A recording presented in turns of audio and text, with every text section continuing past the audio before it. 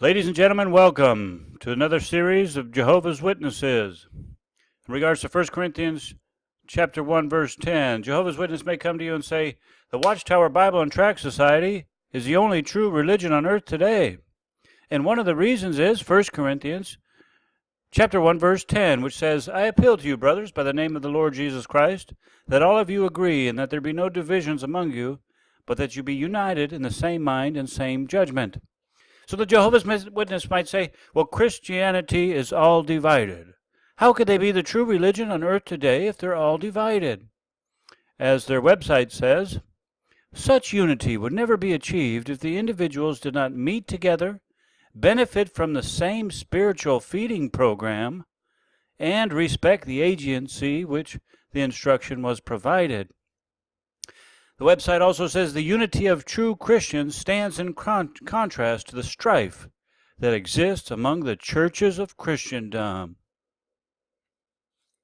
Speak Big Truth here, and after nearly a decade of studying the Bible, logic, philosophy, and learning from the top thinkers from around the world on the subject of Christianity and other religions, I'd like to share with you some of my thoughts about this 1 Corinthians chapter 1, verse 10. Okay, so let's take a look at their logic. The Jehovah's Witnesses are united and undivided. Therefore, we are obeying 1 Corinthians chapter 1, verse 10. Okay. The Mormons are united and undivided. Therefore, they are obeying 1 Corinthians chapter 1, verse 10. Seventh-day Adventists, they're united, undivided. Therefore, they're obeying 1 Corinthians chapter 1, verse 10. Well, what about the Presbyterians? They're united and undivided, therefore they are obeying 1 Corinthians chapter 1, verse 10. Oh, and the Roman Catholics. Roman Catholics are united and undivided, therefore they're obeying 1 Corinthians chapter 1, verse 10. What about my neighbors, the Smith family? They're united and undivided, therefore they are obeying 1 Corinthians chapter 1, verse 10. So I have a question for my Jehovah's Witness friends. How can quote-unquote Christendom be divided if you categorize them as one group? You see on your website you contrast Jehovah's Witnesses with Christendom. But why Christendom? Why not Christendom 1, Christendom 2, Christendom 3, Christendom 4? I mean, if they're all divided. Or does this very statement on your website show that you recognize the unity within Christendom to categorize them all as one group? Think about that one. Now, you see, Christianity is united in the essentials, and yet we have liberty in the non-essentials, just like the Bible teaches. Take a look at Romans 14:5. It says, one person esteems one day as better than the other, while another esteems all days alike. Each one should be fully convinced in his own mind. Now, I could probably imagine a Jehovah's Witness saying, oh, you think Saturday is the Sabbath and holy, and your friend thinks Sunday is the Sabbath and is holy. Only one of you can be true, the other one's not a Christian. Well, what does 1 Corinthians chapter 1, verse 10, what does it not teach? Well, it does not teach that the Watchtower Bible and Tract Society are the true religion today. Can you agree with me on that one? It does not teach that the Watchtower Bible and Tract Society is appointed by God as the spiritual feeding program. So what does 1 Corinthians chapter 1, verse 10 teach? Well, you don't need me to tell you. All you got to do is read it in the Bible. But my take on it is teaching not to quarrel about stuff that's not essential to the faith. Keep the peace, work together, get along. See, the Apostle Paul was writing to the Corinthian church, and they were all correct, following the teachings of either Paul, Peter, Christ, or Apollos. You see, some are saying, I follow Paul's teaching. I follow Peter. I follow Christ. I follow Apollos. These are non-essential.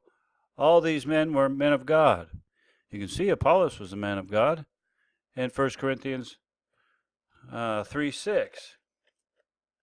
Let me flip to it here in my Bible. But just off memory, it says, let me flip there.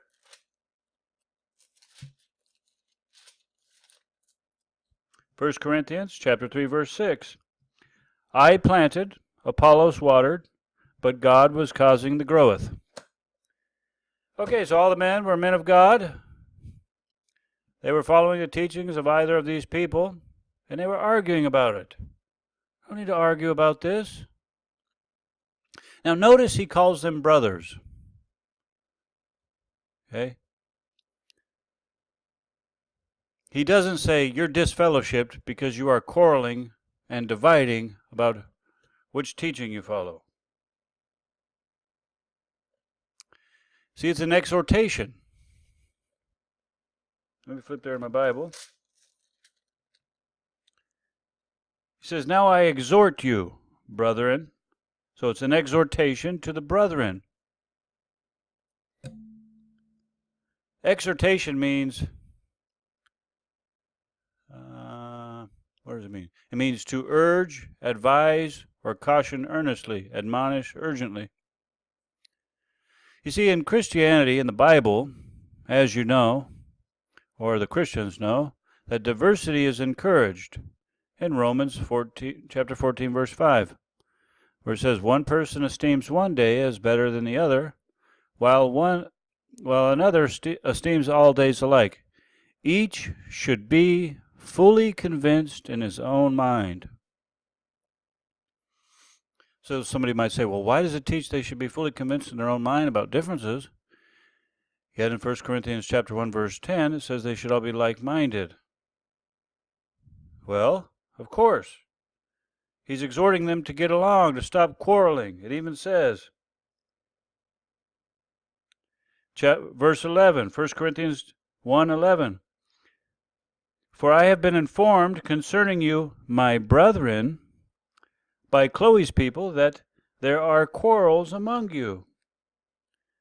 Okay, and it starts out, verse 11, with the word for. For is a premise indicator. So the premise is the reason for verse 10, the conclusion, the exhortation to stop arguing. For I have heard that you've been quarreling. And just a little icing on the cake, diversity among kingdom halls. So this is the rumor that diversity among kingdom halls. I didn't dig into it much. No need to. I wouldn't be surprised. So it's a testimony from a Jehovah's Witness or an ex-Jehovah's Witness who says, when I was a witness, the Watchtower Society often suggested that things were the same everywhere. So hypothetically, going to a kingdom hall in Florida would be the same as going to a kingdom hall in California. But this was not, and is not, the case. Besides the obvious reasons for this, customs differ no matter where you go, the local elders wield a great deal of power in their own turf. In fact, the elders at my old hall would ignore the instructions of the visiting overseers if they chose to, and nothing happened to them for it. Even if members have congregated and complained to the overseers about it, the society made up its own set of rules, but that didn't guarantee that the elders would follow and enforce them all. Here's the link, you can click to it. But I want to ask you a question. Are these people like-minded? See the Catholics? All these mass hordes of Catholics, all like-minded. What about the Lutheran Church? Mass hordes of Lutherans, all like-minded. Okay, Baptists, you see these mass hordes of Baptists, all like-minded, same doctrine. That's why they're called Baptists. Matter of fact, there's thousands of people on one campus, all by one preacher on big screen. What about these people, the Mormons? Thousands, maybe millions of Mormons, all like-minded. Ooh, look at these guys, the Muslims. Millions of Muslims. Jehovah's Witness. Look at this Jehovah's Witness convention. Thousands upon thousands, probably, Jehovah's Witness, all like-minded. Oh, what about the Jonestown people? Those people were like-minded. They all killed themselves. Pharisees were like-minded. Look at these people. They're like-minded, following the Pied Piper. So when you You see the people following the Pied Piper? When you see that happen, just grab the Bible, replace the person with the Bible. There, now that's looking good. Anyway, thanks for tuning in. Please share your Jehovah's Witness story with me or in the comments below, and see my other videos on Jehovah's Witness. Thank you so much.